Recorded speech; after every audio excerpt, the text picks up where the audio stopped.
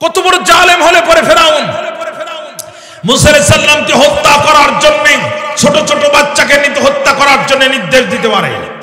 কত বড় জালেম হলে পরে নমরুদ জীবন্ত পয়গম্বর ইব্রাহিম আলাইহিস সালামকে অগ্নিকুণ্ডে নিক্ষেপ করার জন্য অর্ডার দিতে পারে। কত বড় জালেম হলে পরে স্বৈরাচার নিজের দেশের মানুষের ট্যাক্সের টাকা দিয়ে কেনা বন্দুক, নিজের দেশের মানুষের ট্যাক্সের টাকা দিয়ে কেনা হেলিকপ্টার ব্যবহার করে প্রত্যক্ষ ভারতের সহযোগিতায় আকাশে উড়ে গুলি করে মাসুম বাচ্চা পর্যন্ত ক্ষমতায় টিকে থাকার জন্য হত্যা করতে পারে। কত বড় জালেম হলে পরে এই কাজ করতে পারে। কত বড় জালেম হলে পরে এই কাজ করতে পারে। এই জন্য পৃথিবীর সব জালেমদের বৈশিষ্ট্য তিনটা, সব স্বৈরাচারের বৈশিষ্ট্য তিনটা। এক নাম্বার জালেম, দুই নাম্বার নিষ্ঠুর, তিন নাম্বার মূর্তি পূজক। আধা ঘন্টা পরে ফাঁসি হবে, কলিজায় মানে না। গাড়িতে করে লোকজন সাথে নিয়ে ফাঁসির আসামির বুকের উপরে চেপে বসে কুরবানির পশুর মতো তাকে জবাই করে দিয়েছে। কত বড় জালেম হলে পরে এই কাজ করতে পারে। আবরার ফাহাদের মতো মেধাবী ছাত্র মুখের মধ্যে দাঁড়িয়ে আছে, তাহাজ্জুদের নামাজ পড়ে, ক্রিকেট খেলার স্টাম্প দিয়ে সারা রাত পিটিয়েছে। এক পর্যায়ে সে বলছে, I am very close to death, please give me glass of water. আমি মৃত্যুর খুব কাছাকাছি, আমাকে এক গ্লাস পানি দাও। তখন বুকের উপরে দাঁড়িয়ে প্যানের চেন খুলে মুখের মধ্যে পেশাব করে দিয়েছে। কত বড় জালেম হলে এই কাজ করতে পারে। কত বড় জালেম হলে পিতাকে ফাঁসি দিয়েও কলিজা ঠান্ডা হয়নি, সন্তানকে অন্যায়ভাবে ধরে নিয়ে কারাগারের ভিতরে 10টি বছর মাটির নিচে আয়না ঘরে বন্দী করে রাখতে পারে। কত বড় জালেম হলে পরে এই কাজ করতে পারে। এক নাম্বার জালেম, দুই নাম্বার নিষ্ঠুর, তিন নাম্বার মূর্তি পূজক। এক নাম্বার জালেম, দুই নাম্বার নিষ্ঠুর, তিন নাম্বার মূর্তি পূজক। দেশের মানুষ একটি ডিম 16 টাকায় কিনে খায়, আর স্বৈরাচার 3 রাস্তা 4 রাস্তার মোড়ে 300 কোটি টাকা দিয়ে বাবার মূর্তির মুরাল বানায়। কথা বলেন না কেন? 3 রাস্তার মোড়ে মূর্তি, 4 রাস্তার মোড়ে মূর্তি, টাকার মধ্যে মূর্তি, পয়সার মধ্যে মূর্তি, স্কুলের সামনে মূর্তি, কলেজের সামনে মূর্তি, বিশ্ববিদ্যালয়ের সামনে মূর্তি, সব জায়গায় মূর্তি তৈরি করে দেয় যারা। ফেরাউন আর নমরুদের প্রেতাত্মা তারা। কোন মূর্তি তৈরি করা মুসলমানদের বৈশিষ্ট্য হতে পারে না। যে যার সাথে একমত সে তার উম্মত। যারা মূর্তির পক্ষে আন্দোলন করে এরা রাসূলুল্লাহর উম্মত হতে পারে না। এরা ফেরাউন আর নমরুদের উত্তরসূরি, তাওহীদের চূড়ান্ত দুশমন, ইসলামের চরম শত্রু ছাড়া আর কিছুই না।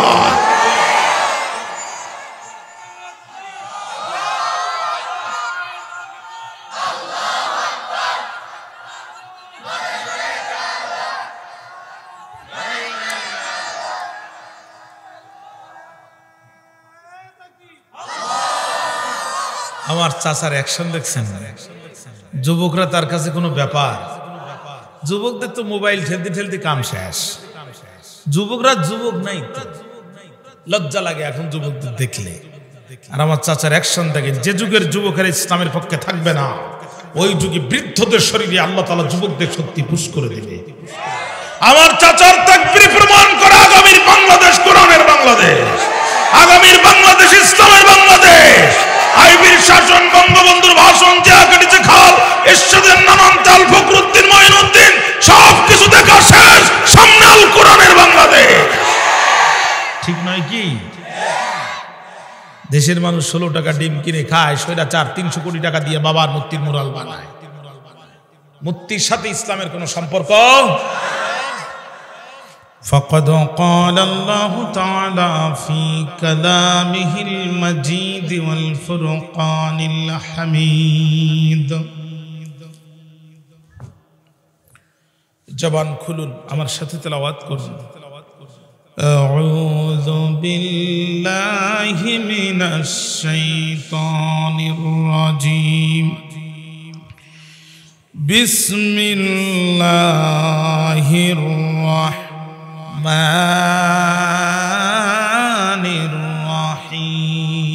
الرحيم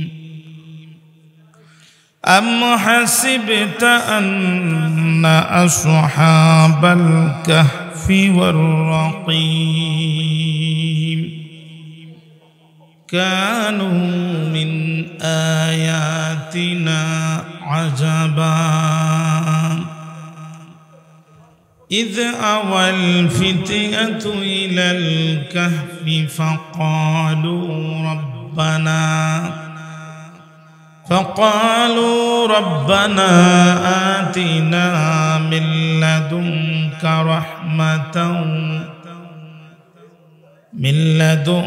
رحمة وهيئ لنا من أمرنا رشدا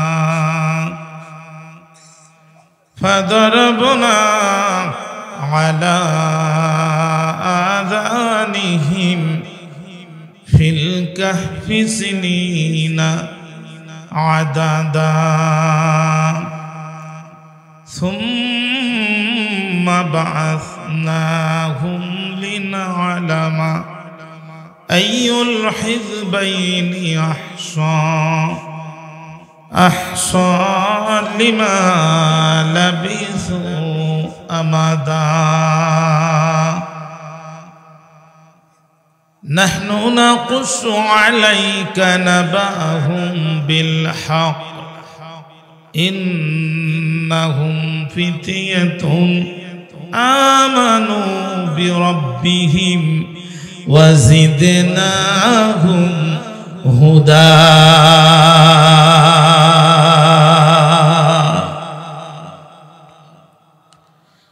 قال رسول الله صلى الله عليه وسلم من حفظ 10 آيات من أول سورة الكهف عصم من الدجال أو كما قال عليه الصلاة والسلام কুজা ফেরাউন কুজা নমরুদ কুজা কারুন শুধু হামান কুজায় শওকতে আজিজ শহর কুজা তখতে সুলাইমান এখন জাহাজ গাড়ি হাওয়ায় চলে এটা কলেরই বিধান একদিন বিনা কলে হাওয়ায় চলত নবী সুলাইমান মোরা সেই মুসলমান লা ইলাহা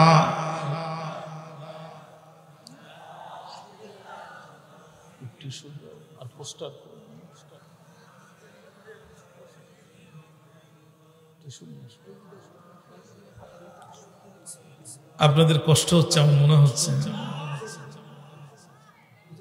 এখন আপনাদের জন্য 1 কাপ করে চার ব্যবস্থা করতে পারলে খুশি হতাম আপনাদের খুব ঘুম পাচ্ছে খেয়েছেন আলহামদুলিল্লাহ একটু প্রাণ খুলে জিকির করেন লা ইলাহা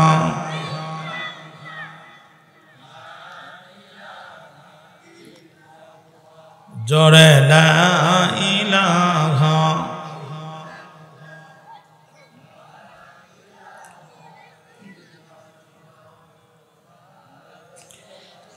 এই কালেমার দাওয়াত দিতে মার খাইলেন নবী তায়েফেতে বন্দী হলেন দেশ ছাড়লেন তবু বিপ্লবী কালেমা ছাড়লেন না লা ইলাহা জোরে লা ইলাহা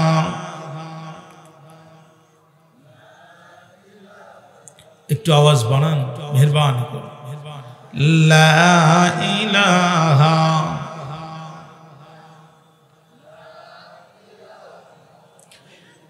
আবু জেহেল বলে সুমাইয়ারে মোহাম্মদের কালেমা ছাড়িয়া দে জীবন দেব শহীদ হব তবু নবীজির কালেমা ছাড়ব না লা ইলাহা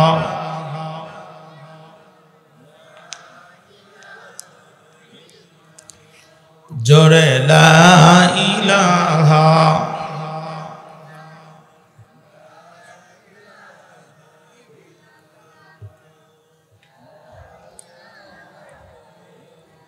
লা ইলাহা ইল্লাল্লাহু মুহাম্মাদুর রাসূলুল্লাহ সাল্লাল্লাহু। এনায়েতপুর উত্তরপাড়া জামে মসজিদের উদ্যোগে আয়োজিত বার্ষিক তাফসীরুল কোরআন মাহফিল 2024 মুকাররম মুহতারাম মুআজ্জাজ সম্মানিত সভাপতি আলহাজ মোহাম্মদ শফিউদ্দিন শেখ, বিশিষ্ট সমাজ সেবক এনায়েতপুর, আতালাল্লাহু উমরাহু ওয়া বারাকাল্লাহু ফি হায়াতিহি ওয়া কাব্বালাল্লাহু সাইরা আমালিহি। আমরা চিৎকার করে বলছি আল্লাহুম্মা আমিন। আজকের মাহফিলের সম্মানিত প্রধান অতিথি আলহাজ S K Abdus Salam, chairman Tex Gen group Gopalpur. আল্লাহ তাআলা তাকে কোরআনে খাদেম হিসেবে কবুল করুন। কোরআন এবং হাদিসের আলোকে যুগ জিজ্ঞাসার নিরিখে গুরুত্বপূর্ণ আলোচনা পেশ করেছেন প্রবীণ ওয়াইজে দ্বীন, প্রখ্যাত আলেমে দ্বীন, প্রবীণ ওয়াইজ শ্রদ্ধাভাজন হযরতুল আল্লাহ মাওলানা গোলাম আজম ইউসুফী সাহেব। তামাম জীবনে এই খেদমতের বরকতে মৃত্যুর পর থেকে শুরু করে আল্লাহ যেন জান্নাত পর্যন্ত চূড়ান্ত নিরাপত্তার ব্যবস্থা করে দেন। আরো জোরে কর। দূরদারাজ থেকে আসা, ধুলির আসনে বসা, আগত স্বাগত সুচিন্তিত শিক্ষিত সম্মানিত মুরব্বিয়ানি কারণ, মুস্তে মুজাহিদ খালেদ তারেক সাইফুল্লাহর উত্তরসূরি নওজোয়ান যুবক ভাইরা, সমবয়সী বন্ধুরা, স্নেহের কচিকাচা অনুজবৃন্দ, পর্দার অন্তরালে অবস্থানরত সর্বগুণে গুণান্বিতা পর্দানিশিনী আমার মা এবং বোনেরা, আলোচনার শুরুতেই অন্তরের গহীন কন্দর থেকে আপনাদের উদ্দেশ্যে জ্ঞাপন করছি আন্তরিক মোবারক ইসলামী রীতিনীতি অনুযায়ী আসসালামু আলাইকুম ওয়া রাহমাতুল্লাহি ওয়া বারাকাতুহু। হৃদয়ের সবটুকু ভাব, আবেগ, প্রেম এবং ভালোবাসা কণ্ঠের আগা উদিত করে আবেগ আর অনুপ্রাণিত কণ্ঠে অবনত মস্তকে প্রশান্ত চিত্তে কালিমাতুশ শুকর আদায়ের লক্ষ্যে হৃদয়ে গর্ষিত সবটুকুন ভক্তি, শরীরে সঞ্চিত সবটুকুন শক্তি একত্রিত করে নওজোয়ানের মতো নবসাদুল্যের মতো চিৎকার করে সকলে মিলে একবার বলছি আলহামদুলিল্লাহ। দুরদার সালাম বিশ্ব মানবতার মুক্তির মহান দিশারি, নির্যাতিত মানবতার নবী, বঞ্চিত মানবতার নবী, সাইয়্যিদুল মুরসালিন, খাতিমুন নবিয়্যিন, ইমামুল আম্বিয়া মুহাম্মদুর রাসূলুল্লাহ সাল্লাল্লাহু আলাইহি ওয়াসাল্লাম। ভূমিকা ছাড়াই সরাসরি কথা শুরু করতে চাই। এই সেই মাহফিল, যে মাহফিল থেকে আমাকে আলোচনা অবস্থায় চলে যেতে হয়েছিল। আপনারা ভুলে গেলেও আমি ভুলি নাই। কিন্তু আল্লাহ আমাদেরকে এত সুন্দর একটা দিন দিয়েছেন, যে দিনে মাহফিল করার জন্য আমাদের আর থানায় দৌড়ানো লাগে না, অনুমতি নেওয়ার প্রয়োজন হয় না। উন্মুক্ত ভাবে বিনা বাধায় আল্লাহ তাআলা এই জমিনকে কোরআনের জন্য অবমুক্ত করে দিয়েছেন, ভেজাল মুক্ত করে দিয়েছেন, ঠিক না? আহা, কোন জায়গায় কোনো সমস্যা ছিল না। যত সমস্যা ছিল কোরআনের মাহফিলের উপর, আল্লাহ তাআলা এই ভেজাল থেকে আমাদেরকে মুক্ত করেছেন। কোরআনের গায়ে হাত দেওয়ার কারণে এক কাপড়ে পালাতে হয়েছে, একটা কাপড়ও নিতে পারেনি, ঠিক না? আহা, ভাইরা আমার, তেলাওয়াত করেছি কোরআনুল কারীমের 18 নম্বর সূরা 15 নম্বর পারা, সূরাতুল কাহফের 9, 10, 11, 12, 13 নম্বর আয়াতে কারিমা। তেলাওয়াতকৃত আয়াতে কারিমার অন্তর্নিহিত বক্তব্যকে সামনে রেখে কথা শুরু করতে চাই। আল্লাহ তাআলা আজকের মাহফিলকে কবুল করুক। জোরে কোন আল্লাহুম্মা আমিন। আরো জোরে বলেন আমিন। সূরাটির নাম হচ্ছে সূরাতুল কাহফ। কাহফ শব্দের অর্থ হচ্ছে আল গারু ফিল জাবাল, পাহাড়ের গুহা। আজ থেকে আনুমানিক 6000 বছর পূর্বে বর্তমান জর্দানের রাজধানী আম্মান শহর থেকে 60 কিলোমিটার দক্ষিণ পূর্বে বানজালুস নামক পাহাড়ের হাইজুম নামক গুহায় কিছু সংখ্যক ইমানদারদের উপরে এক ঐতিহাসিক নির্মম হৃদয় বিদারক নিষ্ঠুর করুণ কাহিনীর অবতারণা ঘটেছিল, যার বর্ণনা এই সূরাটির মধ্যে এসেছে। এজন্য সূরাটিকে বলা হয় সূরাতুল কাহাফ, পাহাড়ের গুহার সূরা। কথা বুঝতে সমস্যা হয়েছে? সূরাটির মধ্যে আয়াত সংখ্যা 110টি, সূরাটির মধ্যে রুকু সংখ্যা 12টি। গোটা পৃথিবীর সমস্ত মুফাসসিরের বিষয়ে একমত, সূরাটি নাজিল হয়েছিল মক্কায়। আরবিতে কাহাফ শব্দের অর্থ হচ্ছে গুহা, গর শব্দের অর্থ হচ্ছে গুহা। প্রশ্ন হচ্ছে এই দুই গুহার ভিতরে পার্থক্য কি? জবাব দিচ্ছেন মুহাম্মদ আলী আস-সাবুনী, তার তাফসিরের নাম তাফসিরে সফাতুত তাফাসির। তিনি বলেন ফাআম্মাল কাহফু আন-নাকবুল মুত্তাসি ইযা লাম ইয়াত্তাসি ফাহুয়া গার। কাহাফ ওই গুহাকে বলা হয় যেটা অত্যন্ত বড় সড়ো, প্রশস্ত, হাঁটা যায়, ঘুমানো যায়, চলাফেরা করা যায়। আর গার ওই গুহাকে বলা হয় যেটা সংকীর্ণ। আল্লাহ রাসূল মক্কা থেকে মদিনায় হিজরতের সময় হযরত আবু বকর রাদিয়াল্লাহু তাআলা নুকে সাথে নিয়ে যে গুহার ভিতরে অবস্থান নিয়েছিলেন, এইটা সংকীর্ণ বিধায় এটাকে গার বলা হয়। আল্লাহ নিজেই বলছেন ইযহুমা ফিল গার। সুবহানাল্লাহ বললেন। কোরআনুল কারীমের 5টি সূরার প্রথমে আলহামদু দিয়ে আল্লাহ তাআলা সূরা শুরু করেছেন। সূরাতুল ফাতিহা, সূরাতুল আনআম, সূরাতুল কাহফ, সূরাতুল ফাতির। এই এখানে আপনি, আমি শুরুতে দেখতেছি আপনার কথা বলতে, প্লিজ প্লিজ মাইকালা কয়জন, বাকি সব সামনে বসেন, চুপ করে বসে থাকেন। সূরাতুস সাবা, সূরাতুল ফাতির, এই 5টি সূরার প্রথমে বুদিয়াত বিহামদুলিল্লাহ, আলহামদুলিল্লাহ দিয়ে আল্লাহ তাআলা সূরা শুরু করেছে। এটি হচ্ছে সূরাটির সংক্ষিপ্ত পরিচিতি। 2 নাম্বার পয়েন্ট হচ্ছে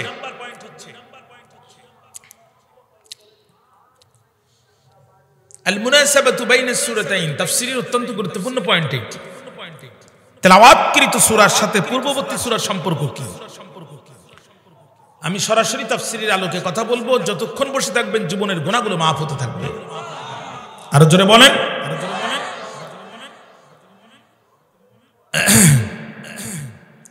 পূর্ববর্তী সূরার নাম হচ্ছে সূরা বনী ইসরাঈল।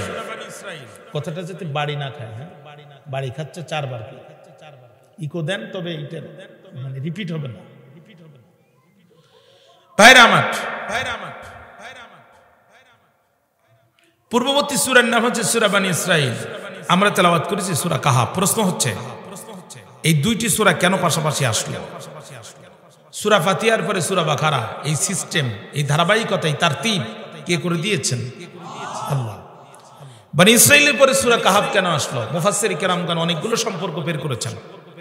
আমি খুব দ্রুত মূল আলোচনায় ঢোকার জন্য 2টি সম্পর্ক বলে আমি সামনে অগ্রসর হচ্ছি। আল্লাহ পাক আমার মেধা এবং কণ্ঠকে আপনাদের খেদমতে কবুল করুক। পূর্ববর্তী সূরার নাম হচ্ছে সূরা বনী ইসরাঈল। আমরা তেলাওয়াত করেছি সূরাতুল কাহাফ। 2টি সূরা কেন পাশাপাশি আসলো? সূরা বনী ইসরাঈল শুরু হয়েছে, সূরা বনী ইসরাঈল শুরু হয়েছে তাসবিহ দিয়ে। আমরা যে প্রত্যেক নামাজের পরে সুবহানাল্লাহ আলহামদুলিল্লাহ জিকির করি না, সূরা বনী ইসরাঈল শব্দ হয়েছে সুবহান শব্দ দিয়ে, তাসবিহ দিয়ে, সুবহানাল্লাযী আসরা বিআবদি। আর সূরা কাহাফ শুরু হয়েছে হামদি, প্রশংসা দিয়ে, আলহামদুলিল্লাহিল্লাযী আনজালা আলা আবদিহিল কিতাব। এই জন্য 2টি সূরা পাশাপাশি এসেছে। জোরে কন্না সুবহানাল্লাহ। 2 নম্বর কাফেররা নবীর কাছে প্রশ্ন করলো 3টা। একটু চিৎকার দিয়ে বলেন কয়টা? 1 নম্বর রূহ কি এবং তার তাৎপর্য কি? 2 নম্বর সেই বিস্ময়কর এবং বিস্ময়কর যুবক কারা, যাদের ঘটনা অত্যন্ত অত্যন্ত বিস্ময়কর। 3 নম্বর সেই মহান ব্যক্তি কে, যে পৃথিবীর পূর্ব থেকে পশ্চিম পর্যন্ত পরিভ্রমণ করেছেন। প্রথম প্রশ্নের জবাব ইয়াসআলুনাকা আনির রূহ, এই প্রশ্নের জবাব দিয়েছেন আল্লাহ তাআলা সূরা বনী ইসরাঈলের মধ্যে। বাকি 2টা প্রশ্নের জবাব দিয়েছেন আল্লাহ তাআলা সূরাতুল কাহাফের মধ্যে, যার কারণে 2টি সূরা পাশাপাশি এসেছে। জোরে কন্না সুবহানাল্লাহ। ভাইরা আমার, এর মধ্যে চিনি আছে, আমি তো চিনি সহ খাবো না, এটা আমি তো খেয়াল করিনি। 3 নম্বর ফাজিলাতু হাযিহি সূরা, এই সূরা তেলাওয়াত করলে আমাদের উপকার কি হবে? আখেরি জামানার নবীর উম্মতের জন্য সবচাইতে বড় ফিতনার নাম হচ্ছে দাজ্জালের ফিতনা।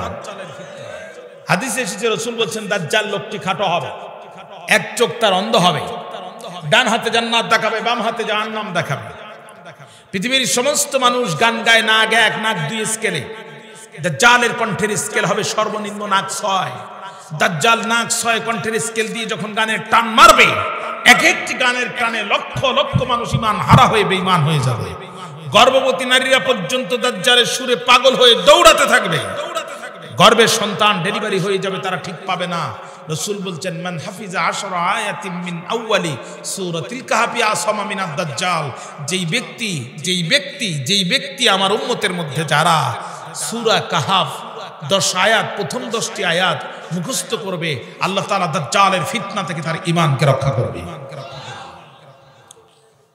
2 নাম্বার, নবীজির একজন সাহাবী ছিলেন, বুখারীর হাদিস, নাম তার উসাইদ ইবনে হুযাইর রাদিয়াল্লাহু তাআলা। ঘরের মধ্যে সূরা কাহফ তেলাওয়াত করতেছিল, যখন জন্তু জানোয়ারগুলো চারিদিকে ছটফট ছটফট করতেছিল, তখন বাইরে আসার পরে হযরত উসাইদ আকাশের দিকে লক্ষ্য করে দেখে একখণ্ড হিমেল মেঘ টোটাল বাড়িটিকে ছায়া দিয়ে আছে।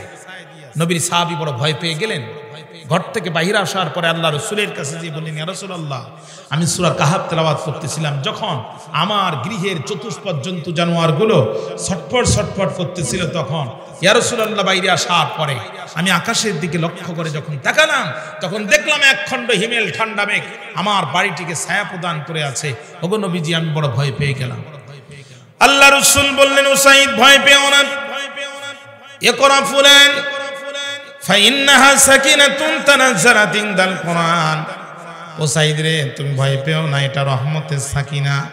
সূরা কাহফ তেলাওয়াত করার বরকতে আল্লাহ রাব্বুল আলামিন রহমতের সাকিনা দিয়ে তোমার ঘরটিকে, রহমতের সাকিনা তোমার ঘরের উপরে নাজিল করেছে।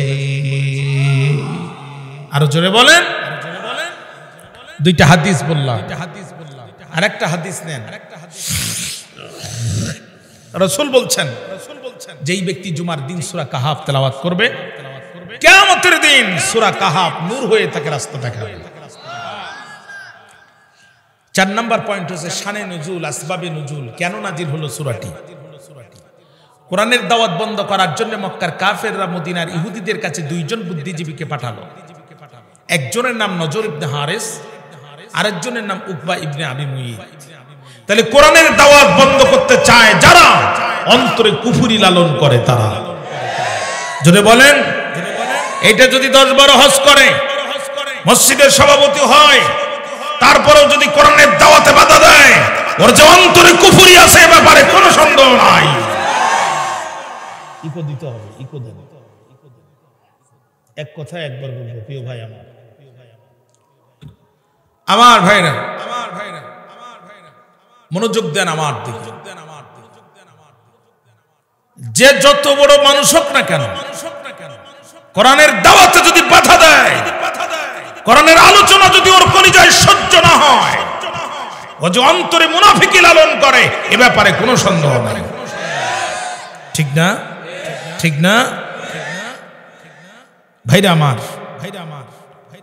মদিনার ইহুদিদের কাছে গিয়ে বলছে, আমাদেরকে বাঁচাও। বলছে, কেন, কি হয়েছে তোমাদের? আমাদের ঘরের সন্তান মুহাম্মদ নিজেকে নবী দাবি করেছে, আমাদের সন্তানগুলো খায়, আমাদের ঘরে আন্দোলন করে মুহাম্মাদের পক্ষে। এইভাবে যদি চলতে থাকে, আগামী দিনে নেতৃত্ব কর্তৃত্ব আর আমাদের হাতে থাকবে না, সব মুহাম্মদ সাল্লাল্লাহু আলাইহি ওয়াসাল্লাম এবং তার উত্তরসূরিদের হাতে চলে যাবে। আমাদেরকে বাঁচাও। মদিনার ইহুদিরা বলছে, সত্যি যদি সে আল্লাহর নবী হয়, গোটা পৃথিবীর ইহুদিদেরকে ধরে তাবিজ বানায় গলায় ঝুলাই দিলেও কোনো লাভ হবে না। তবে আমরা 3টা প্রশ্ন তোমাদেরকে শিখিয়ে দিচ্ছি, এই 3টি প্রশ্ন যে তোমরা তার কাছে করো।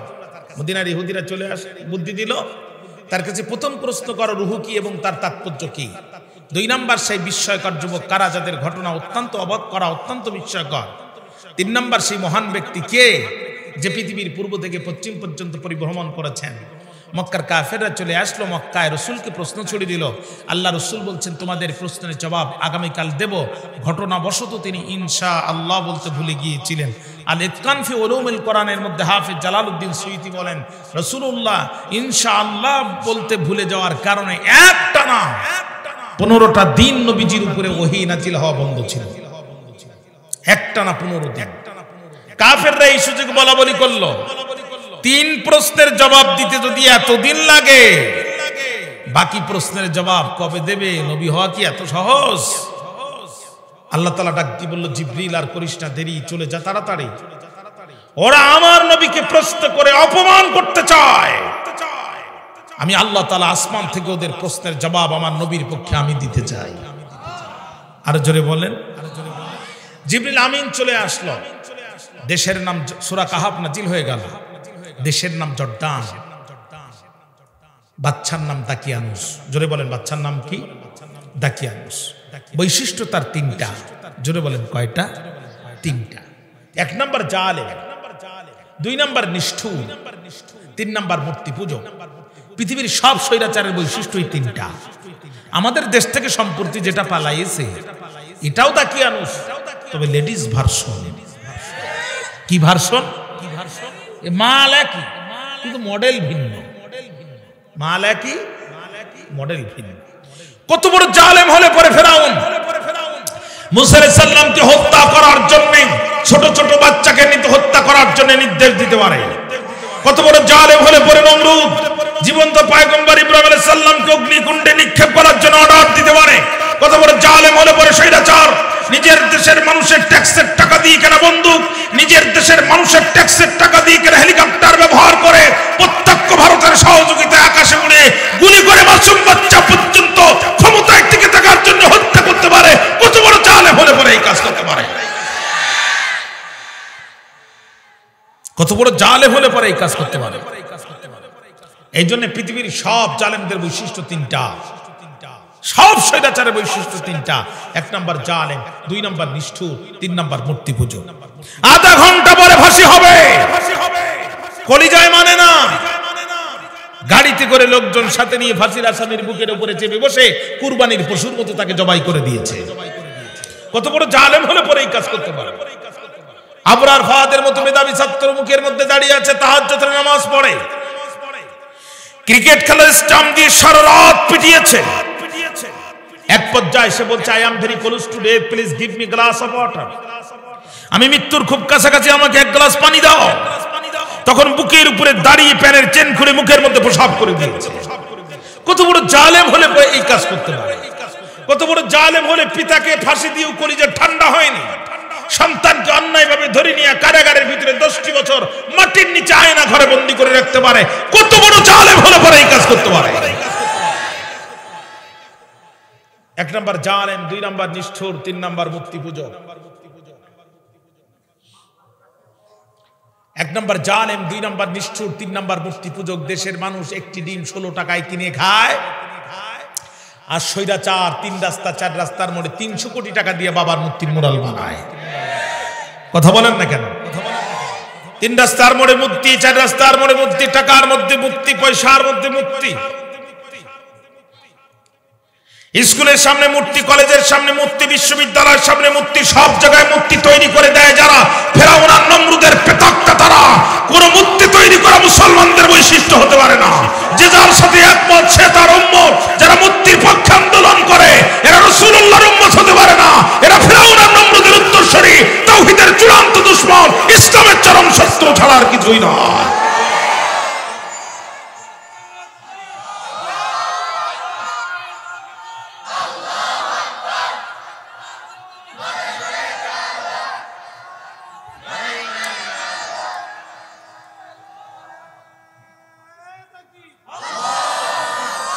আমার চাচার অ্যাকশন দেখছেন? যুবকরা তার কাছে কোনো ব্যাপার। যুবকদের তো মোবাইল ঠেলতে ঠেলতে কাম শেষ। যুবকরা যুবক নাই তো, লজ্জা লাগে এখন যুবকদের দেখলে। আর আমার চাচার অ্যাকশন দেখেন, যে যুগের যুবকের ইসলামের পক্ষে থাকবে না, ওই যুগে বৃদ্ধদের শরীরে আল্লাহ তাআলা যুবকদের শক্তি পুশ করে দেবে। আমার চাচার তাকবীর প্রমাণ করে আগামীর বাংলাদেশ কোরআনের বাংলাদেশ, আগামীর বাংলাদেশ ইসলামের বাংলাদেশ। সাহেবের শাসন, বঙ্গবন্ধুর ভাষণ, জিয়া কেটেছে খাল, এরশাদের নানান চাল, ফখরুদ্দিন, মঈনুদ্দিন, সবকিছু দেখা শেষ, সামনে আল কোরআনের বাংলাদেশ। ঠিক নয় কি? দেশের মানুষ 16 টাকা ডিম কিনে খায়, স্বৈরাচার 300 কোটি টাকা দিয়ে বাবার মূর্তির মুরাল বানায়। মূর্তির সাথে ইসলামের কোন সম্পর্ক? দাকিয়ানুস সারা দেশে রুল জারি করলো, ডিক্রি জারি করলো, আইন জারি করলো, মার্শাল ল দিয়ে দিল। আমার দেশে থাকবে যারা মূর্তির পায়ে সিজদা দিবে তারা, আর সিজদা দিবে না যারা, 2 ভাগে ভাগ হবে তারা। 1 ভাগ যাবে ক্রস ফায়ারে, আর 1 ভাগ যাবে আয়না ঘরে। এই আইন দিল যখন, দেশের সব মানুষ মেনে নিল, তখন মানল না যারা 7 জন যুবকের একটা গ্রুপ, তারা 7 জন যুবক এক হয়ে বলছে, যে মূর্তির মুখে কুত্তা ঠ্যাং উঁচু করে স্প্রে করে, এই মূর্তি কোনোদিন আমাদের রগ হতে পারে না। জীবন দেব মাগার ইমান দেব না, কারণ জীবন গেলে জীবন পাবো, ইমান গেলে ইমান পাবো না। বলতে পারেন হুজুর, জীবন গেলে জীবন পাবো কেমন? জীবন যদি চলে যায় পরকালে আল্লাহ তাআলা আমাদেরকে পুনরুজ্জীবিত করবেন, ঠিক না? কিন্তু এখন যদি আপনি ইমান হারা হয়ে মারা যান, পরকালে কি ইমান পাবেন? অতএব জীবনের ইমানের চেয়ে জীবনের দাম বেশি নয়। জীবন বাঁচানো ফরজ নয়, বরং ইমান বাঁচানো ফরজ। ইমান বাঁচানোর জন্য জীবন দেওয়াটাই ফরজ। মুসলমানরা জীবনের পরোয়া করে না। ইমানের জন্য মুসলমান ঘর বাড়ি ছাড়তে পারে, সন্তান ছাড়তে পারে, ব্যবসা বাণিজ্য ছাড়তে পারে, নিজের জীবনকে কুরবানি করে দিতে পারে, কিন্তু ইমান ছাড়তে পারে না।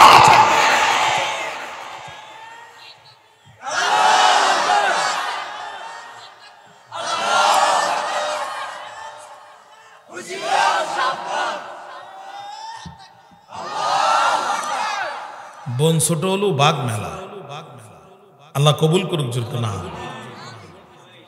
আপনারা এত নড়ানড়ি কেন? বসেন, সবাই সবাই বসে, সব যে যার জায়গায় বসে পড়ে। আমার দিকে তাকান, মনোযোগ আছে আমার দিকে আপনাদের প্রিয় ভাইরা। কষ্ট হচ্ছে না তো? 7 জন যুবক দেখেন, বুড়া বয়সে যুবকের ভাব দিলে হবে না, যৌবন বয়সে ইসলামের পক্ষে থাকতে হবে। আমি আমার যুবক ভাইদের বলি, কাজী নজরুলের ভাষায়, এখন যৌবন জ্বর, ইসলামের জন্য লড়াই করার সময় তার। আজকে ইহুদি খ্রিস্টানরা তাদের যুবকগুলো তাদের ধর্মের পক্ষে লড়াই করছে, এক একটি মুসলিম রাষ্ট্রকে জ্বালিয়ে পুড়িয়ে সরকার করে দিচ্ছে, আর আমার মুসলিম যুবকেরা বসে থাকবে, এটা হতে পারে না। বাংলাদেশকে কোরআনের রাজ্য বানানোর জন্য অবশ্যই যুবকদের আগে আসতে হবে। যুবকরাই পারবে দেশের ভাগ্য পরিবর্তন করে দিতে। আমার ভাইরা, বুড়া বয়সে আপনি যতই চেষ্টা করেন পারবেন না। এক চাচা যৌবন বয়সে নামাজ পড়ে নাই, বুড়া বয়সে চিন্তা করলো 1 রাকাত নামাজও মিস করবো না, চাচা একদিনও ফজরের নামাজ ধরতে পারে না। তো আজকে আজানের আগে উঠছে, যেভাবে হোক ফজর পড়বে। ঘটনা করে চাচার পাঞ্জাবি আর চাচি আম্মার ছায়া এক জায়গায় ছিল, ভুল করে নিজেরটা না নিয়ে চাচি আম্মারটা নিয়ে বেচারা মসজিদে আসছে। ইমাম সাহেব ততক্ষণ দাঁড়ায় গেছে, চাচা উজু করে ছায়া মাথার ভিতরে ঢোকায়, হাত একবার ডাইন পাশে দেয়, একবার বাম পাশে দেয়। আধা ঘন্টা হয়ে গেল, নামাজও 2 রাকাত শেষ, তাসবিহ তাহলিল শেষ, চাচা পাঞ্জাবির হাত খুঁজে পায় না। বাইরে আসার পরে যুবক ডাক দিয়ে বলছে, চাচা খবর কি? কয়, বাবা সবার আগে আসলাম, কিন্তু পাঞ্জাবির হাত খুঁজে পেলাম না। যুবক বলে, চাচা এটা তো চাচি আম্মারটা, এই জন্য বাবা হাত খুঁজে পাচ্ছি না। এই জন্য বুড়া বয়সে নয়, ইসলামের পক্ষে লাগতে হবে যৌবন থেকে, ঠিক কিনা?